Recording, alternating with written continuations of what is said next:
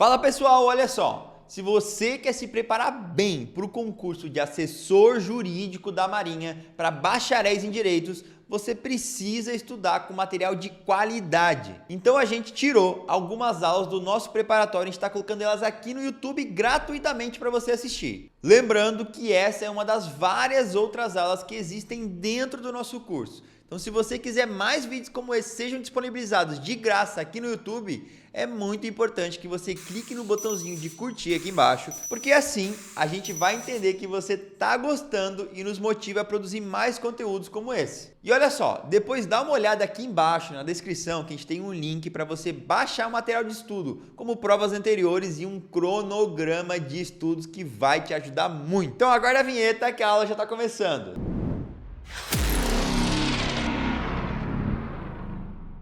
Olá pessoal, tudo bem? Professora Camila com você aqui no curso Eng Marinha para mais uma aula de processo civil aqui do nosso curso preparatório. Bom, hoje a gente vai estudar o procedimento comum. É óbvio que a gente não vai estudar tudo nessa aula, né? Porque o procedimento comum tem muitos artigos. Mas a gente vai focar aí lá no princípio, quando a gente começa a falar de petição inicial, e aí a gente vai entender melhor a questão da petição inicial, como ela deve ser estruturada e quais são as consequências que ela tem ali no processo, tá? E aí já sabe, no final, questão, né? Para você poder ali verificar como que esse assunto pode ser cobrado na sua prova, tá bom? Então, a questão sempre vai vir aí com algo que a gente tratou da aula, e aí eu aproveito para abordar outros temas aí que são importantes na sua preparação. Legal? Vamos lá então? Deixa eu trazer aqui para a tela o nosso material e aí você acompanha aqui comigo. Bom, vamos lá então. Então, aqui a gente vai começar a falar do procedimento comum lá no Código de Processo Civil. E o artigo 318 é o primeiro que trata sobre isso e ele fala, né? Aplica-se a todas as causas o procedimento comum, salvo disposição em contrário deste código ou de lei. Portanto, a regra é o procedimento comum, né? Com todas aí as questões que a gente vai trabalhar a partir de agora. Subsidiariamente, né, inclusive, ele se aplica aos procedimentos especiais e ao processo de execução.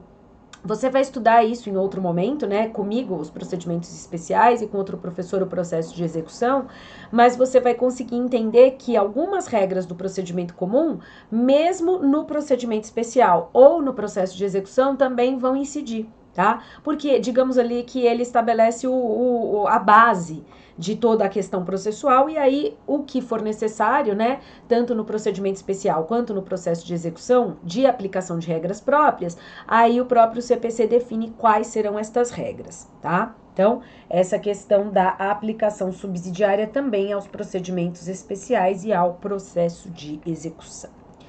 Bom, aí o 319 já chega falando requisitos da petição inicial. E o que são estes requisitos? Os requisitos são os elementos mínimos que devem conter em qualquer petição inicial. Então, qualquer petição inicial, quando for ali apresentada em juízo, deve ter estes elementos, deve ter estes requisitos. Por quê? Porque a ausência de algum destes requisitos, a gente vai ver que tem consequência na petição inicial, tá? A gente vai entender melhor aí como é que acontece, mas desde logo já saiba que estes são os requisitos que devem estar ali presentes. Que requisitos são estes? Primeiro, o juízo a que ela é dirigida. Óbvio, né? Quando você pega ali a petição inicial, ela já começa ali com aquele cabeçalho, que na verdade é o endereçamento. O endereçamento é exatamente o juízo a quem a petição é dirigida. E aí ali temos o endereçamento. Na sequência, a gente tem a qualificação das partes.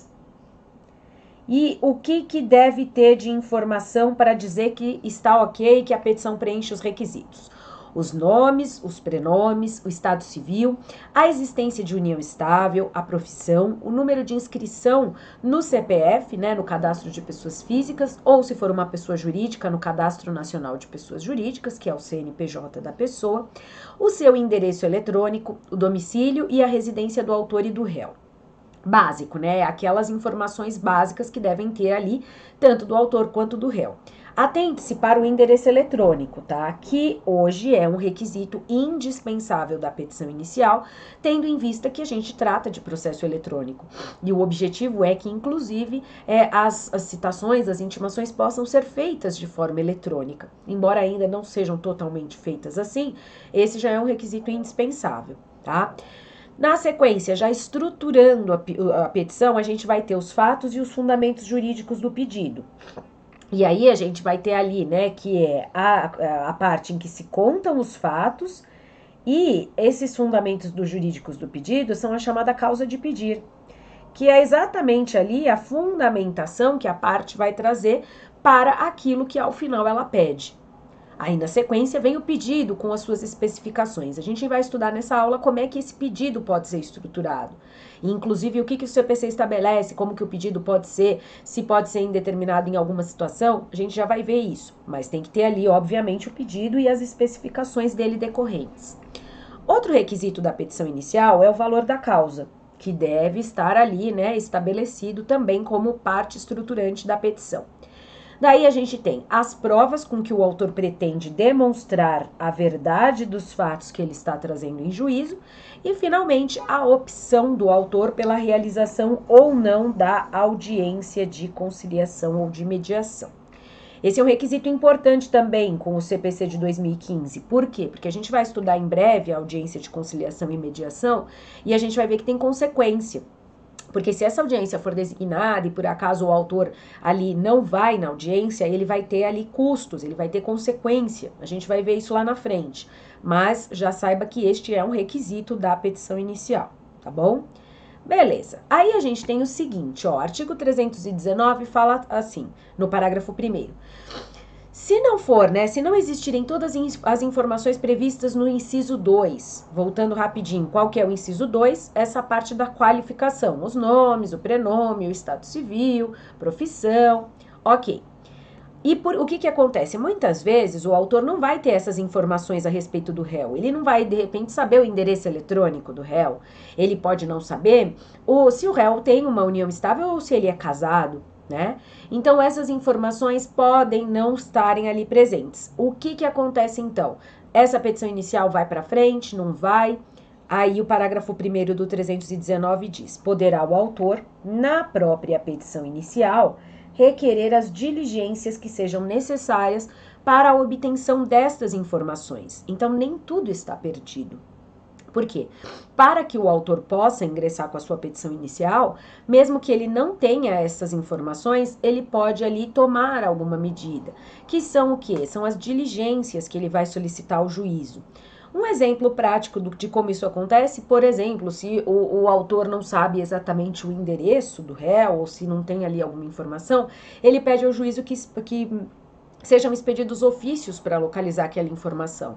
Então, pode ser expedido ofício para a Receita Federal, para conseguir ali descobrir dados do réu, as operadoras de telefonia, para saber o endereço. Então, é possível se fazer isso, tá? E aí, então, o juiz vai determinar estas providências. Então, tudo isso é para dizer que se não tiver essas informações, não significa que tudo está perdido, que ele não pode ingressar com o processo. Não, ele vai aí ter essa oportunidade. Diz o parágrafo 2º que a petição inicial não será indeferida se, a despeito da falta de informações a que se refere o inciso 2, for possível citar o réu. Então, a gente precisa saber especificamente se o réu é casado, solteiro, viúvo ou tem uma união estável? Não. Por quê? Porque mesmo não sabendo isso, se eu sei aonde localizá-lo, eu posso citá-lo, não pode? Pode. Então, o parágrafo 2º diz que a petição inicial não vai ser indeferida, ou seja, ainda que aqueles elementos não estejam presentes desde logo, a petição inicial não vai ser indeferida já naquele momento, tá?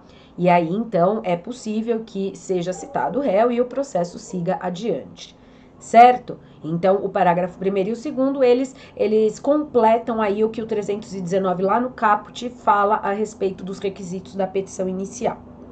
Beleza. A petição inicial não será indeferida também pelo não atendimento do disposto no inciso 2, se a obtenção destas informações tornar impossível ou excessivamente oneroso o acesso à justiça. Aqui também é importante. Por quê? Porque, como eu disse, o autor pode não ter essas informações. Tá, e aí então está inviabilizado, ele está impossibilitado de ingressar em juízo se ele não souber ali, por exemplo, o RG do réu? Não, na verdade ele vai poder entrar e, como eu disse, vão ser tomadas ali dentro do processo, vão ser requeridas as diligências para tentar localizar as informações do réu. Então muitas vezes não tem o número dos documentos, dificulta, mas tem, por exemplo, o nome do pai e da mãe do réu. Aí já é possível então localizar essas informações. Mas o que o parágrafo 3º diz é o seguinte: mesmo que essas informações não estejam com o autor, ele não saiba essas informações, a petição inicial não pode ser indeferida se a busca por essas informações for muito difícil e tornar ali oneroso o acesso à justiça. Por quê? Porque lá na Constituição Federal a gente tem que toda pessoa que sofra uma lesão ou uma ameaça de lesão a um direito, ela tem direito de acessar a justiça. Né? Ela tem ali o acesso à justiça garantido. Então, o que o CPC quer dizer é o seguinte: mesmo que não tenha os requisitos, se isso for inviável para o autor, é possível ingressar ali com a petição inicial. E aí, em juízo, vão tomadas as diligências para descobrir essas informações. O que não pode é ser impedido o acesso à justiça pelo autor, tá? Que tem direito, obviamente, de buscar ali uma providência jurisdicional se ele sofrer ali uma lesão ou uma ameaça de lesão a um direito. Artigo 320. A petição inicial será instruída com os documentos indispensáveis para propor a ação. Aqui sem segredos, né? A petição inicial deve ter ali as informações e os documentos ali necessários para que o juízo entenda qual é a pretensão do autor, certo? 321. Quando o juiz verificar que a petição inicial não preenche os requisitos, ou do 319, que são os requisitos da petição inicial, ou do 320, que a gente acabou de ver, ou ainda que apresenta defeitos e irregularidades que tornem difícil o julgamento de mérito, né, que capazes de dificultar o julgamento de mérito, o que o juiz deve fazer? O juiz deve determinar que em 15 dias o autor emende ou complete a sua petição inicial. Então, o juiz deve, obrigatoriamente, conceder este prazo para que o autor possa trazer ali as correções, possa fazer a emenda e trazer elementos ali que ele não trouxe desde logo na sua petição, certo? Então, o que o CPC quer garantir é que o juiz não vai desde logo indeferir aquela petição inicial, ele vai dar uma chance para a parte resolver aquele problema, tá? O juiz deve indicar com precisão aquilo que deve ser corrigido ou completado pela parte. Certo? Se o autor não cumprir a diligência, aí sim, aí a consequência é o indeferimento da petição inicial, e como a gente vai ver na sequência, aí vem uma sentença sem resolução de mérito, sem resolver o mérito, mas que extingue o processo lá nos termos do artigo 485 do CPC, que vamos estudar futuramente, tá? Então, só para você ver aqui, que eu anotei, é uma sentença sem resolução de mérito nos termos do artigo 485, que é a sentença do juiz que indefere a petição inicial. Tá bom? Beleza, vamos seguindo então. Aí, a gente tem o seguinte: o pedido. O pedido é parte importantíssima de uma ação, certo? E o que a gente tem aí? A doutrina, né? E o professor Fred Didier, que inclusive é doutrina que está indicada no seu edital, ele define para nós o pedido da seguinte forma. Ele fala, ó, o pedido é o núcleo da petição inicial. É a providência que se pede ao Poder Judiciário. É a pretensão material que é deduzida em juízo e que, portanto, vai virar a pretensão processual. Né? Porque num primeiro momento eu vou buscar ali um direito material e que a partir do momento em que eu instrumentalizo isso, ele vira uma pretensão processual, ele se transforma numa pretensão processual, né? É a consequência jurídica relacionada à eficácia que se pretende ver realizada pela atividade jurisdicional. É, como dito, o efeito jurídico do fato jurídico posto como causa de pedir. Então, é importante sempre a gente dar uma pincelada na doutrina, porque existem aí algumas questões que podem abordar esse ponto. Mas aqui é uma definição básica do pedido, né? Que, embora seja um conceito bastante completo do doutrinador, a gente percebe que é dizer que O pedido é aquilo que eu pretendo obter em juízo. Então, se eu pretendo obter uma indenização, esse é o meu pedido, que a princípio é um pedido de direito material, mas que quando eu formulo ali, né, e trago todos os elementos na minha petição inicial, ele se transforma numa pretensão processual, certo? E é isso que a gente tem então. A gente tem ainda que o pedido, e essa é uma classificação doutrinária também, ele pode ser imediato ou mediato. Quando a gente fala em imediato, a gente está falando da providência jurisdicional que está sendo buscada em juízo. Então, quando eu busco ali ser indenizada porque alguém bateu no meu carro, eu estou buscando uma condenação daquela pessoa, não é? Quando eu busco ali declarar ali um documento como autêntico, ou uma relação jurídica, como existente ou não, eu também busco esta declaração, esta providência jurisdicional. Então, isso seria o pedido imediato, relacionado, portanto, àquilo que eu vou pedir em juízo. E de forma imediata eu tenho o quê? De forma imediata eu tenho o bem da vida. Perceba até? Para você poder associar, imediato é o bem da vida. É aquilo que vai resultar da minha demanda. Então, a pessoa que move uma ação de divórcio, o que resulta da demanda dela? Resulta aquela dissolução do seu casamento, né? Aquela pessoa que busca uma condenação, o que é o bem imediato, o bem da vida? É o dinheiro decorrente da indenização que ela vai obter, certo? E é isso, então, que a gente tem que ter em mente em relação ao pedido nesse aspecto inicial, tá? Agora, a gente vai ver o que o CPC fala sobre o pedido. E o artigo 322, ele fala o seguinte: o pedido deve ser certo. Óbvio, né? Quando eu formulo um pedido, eu não posso dizer, né? Não posso chegar em juízo e falar, olha, realmente eu estava ali transitando na via e uma pessoa bateu no meu carro e eu quero ser indenizado. Isso é um pedido certo? Não, um pedido certo é aquele em que eu falo, aconteceu essa situação em tal data, eu fiz um orçamento e eu vou apresentar aqui todos os orçamentos que eu fiz, né? Então eu fiz 3 orçamentos e eu tenho aqui que eu sofri um dano de R$2.000 no meu veículo. Eu quero então ser indenizada pelos R$2.000 em decorrência desses danos materiais. É um pedido certo, não é? É um pedido certo.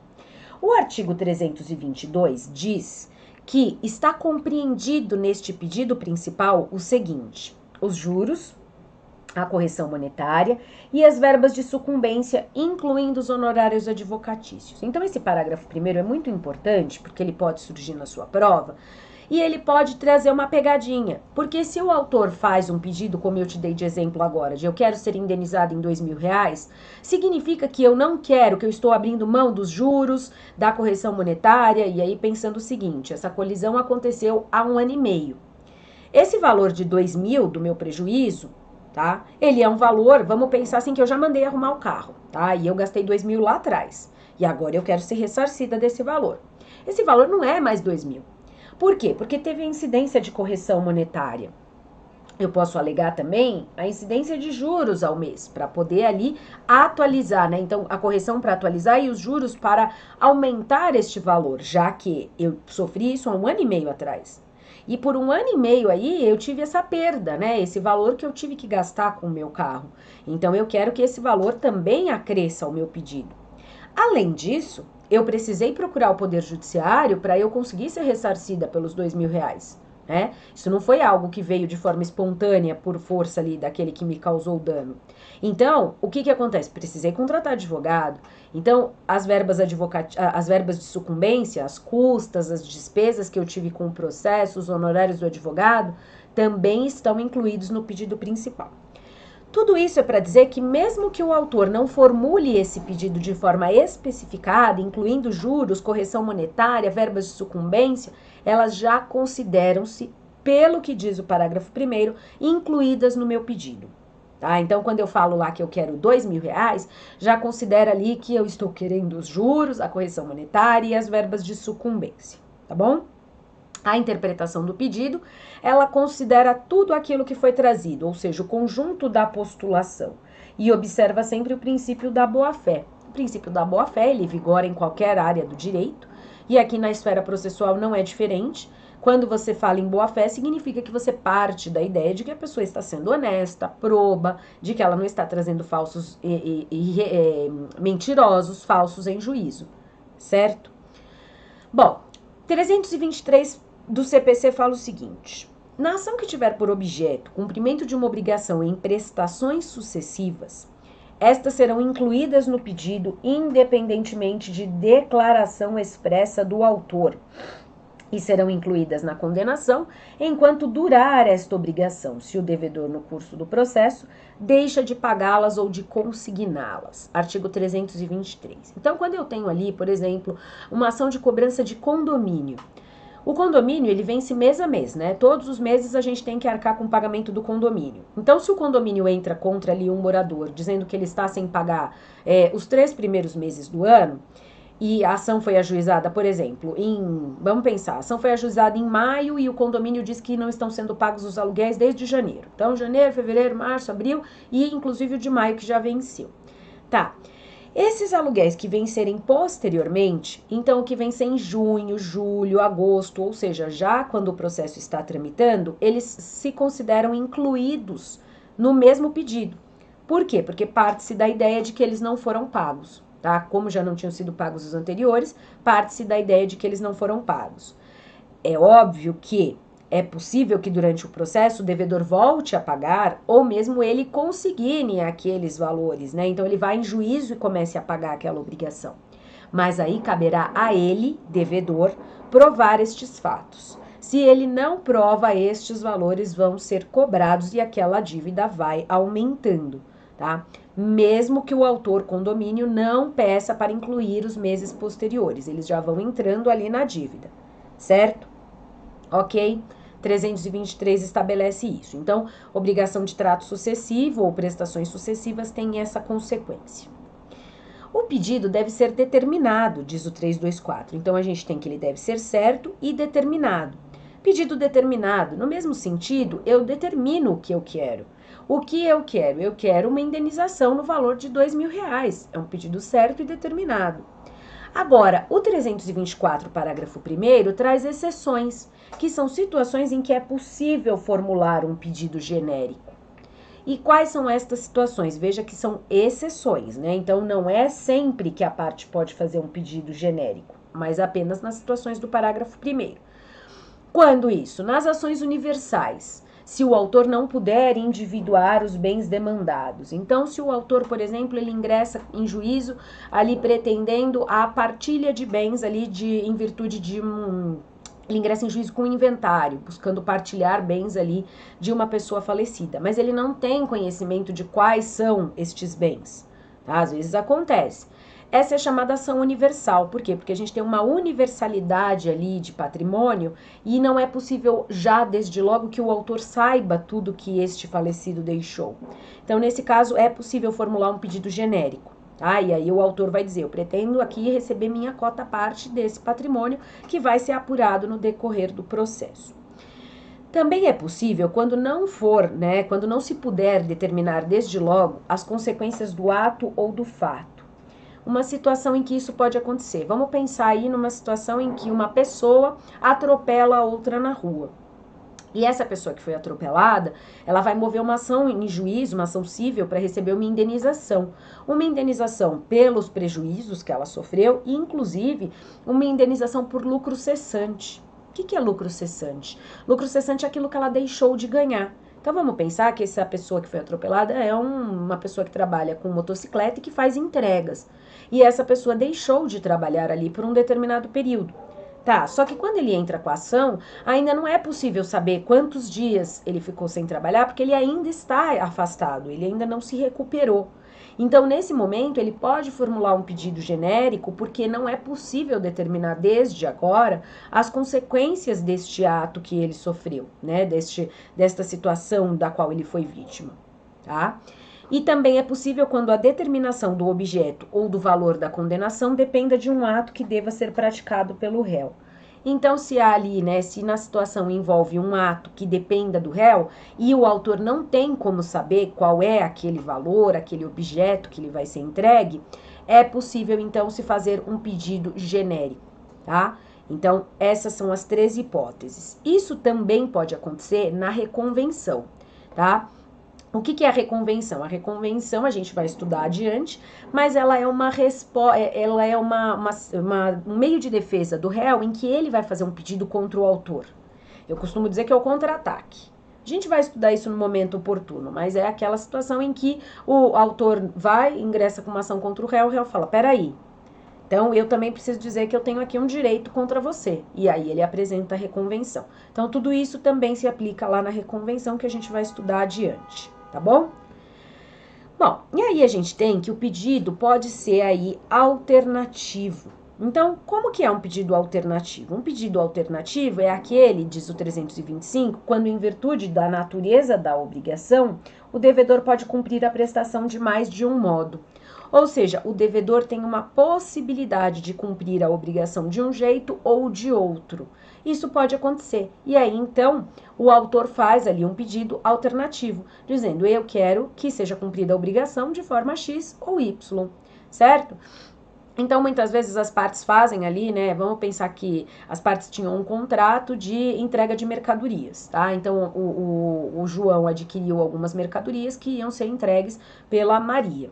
A Maria, por sua vez, ela tinha estabelecido que entregaria para o João uma determinada, vamos pensar ali que ela ia entregar pacotes de sacos plásticos, por exemplo, que o João precisa lá na sua atividade empresarial.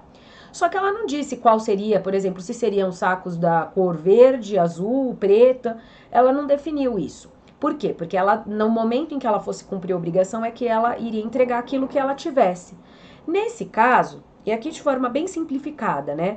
É possível, então, que o João, se a Maria não cumpre a obrigação e o João vai entrar com uma ação contra ela, ele pode fazer esse pedido alternativo, dizendo, Maria, eu quero que cumpra, né? Excelência, eu quero que Maria cumpra a obrigação. Entregando 10 pacotes de saco plástico. Pode ser o saco verde ou pode ser o saco azul. Então, a natureza da obrigação permite isso, tá? O 325, parágrafo único, inclusive, diz que quando pela lei ou pelo contrato a escolha couber ao devedor, o juiz vai assegurar ao devedor que cumpra a prestação de um ou de outro modo, mesmo que o autor não formule este pedido alternativo que eu te falei. Então, mesmo que o autor não fale que a Maria podia entregar sacos verdes ou azuis, quando o juiz se depara ali com o contrato, ele percebe que a Maria é quem escolheria. E aí ele garante a Maria que isso seja aí respeitado também em juízo. Tá? Esse é o pedido alternativo. O pedido subsidiário é diferente. O pedido subsidiário, a gente tem o seguinte, que é lícito que sejam formulados mais de um pedido em ordem subsidiária. Aqui o objetivo é que se dê uma possibilidade para o juiz conceder o pedido posterior se não puder acolher o pedido anterior, tá? Então é possível que a parte, digamos assim, vamos colocar bem entre aspas, que seria o prêmio de consolação, tá? Então, eu quero A, mas se não der para ser A, então eu quero B, tá? Então vamos pensar assim um exemplo que geralmente acontece. Uma mãe que entra com um pedido de guarda do seu filho e ela pede que a guarda seja declarada, né, pelo juiz, seja concedida de forma unilateral. E aí ela, sabendo que, né, os juízes na maioria das vezes optam por conceder a guarda compartilhada, isso não é o principal que ela quer unilateral. Mas ela diz que se não for possível, então se o juiz não entender possível, que ele conceda então a guarda compartilhada. Tá? Isso seria o pedido subsidiário, ou seja, o autor já dá essa alternativa para o juiz poder conceder ali a sua pretensão, pelo menos de alguma forma, tá bom? Parágrafo único diz que é lícito formular mais de um pedido, alternativamente, para que o juiz conceda algum deles. E aqui é mais ou menos isso que eu te falei, é dessa forma que acontece, tá bom? E aí, curtiu? Então não esquece de se inscrever no nosso canal para ser notificado de mais vídeos como esse, hein? Aqui do lado você está vendo um vídeo recomendado que pode te ajudar ainda mais nos estudos. Então dá uma conferida porque eu sei que vai fazer a diferença na sua preparação. Outra coisa, caso você queira saber um pouco mais sobre o nosso preparatório, é só ir nos links aqui embaixo na descrição que nós vamos te ajudar a conquistar a aprovação e a vestir a famosa farda branca. Te vejo lá!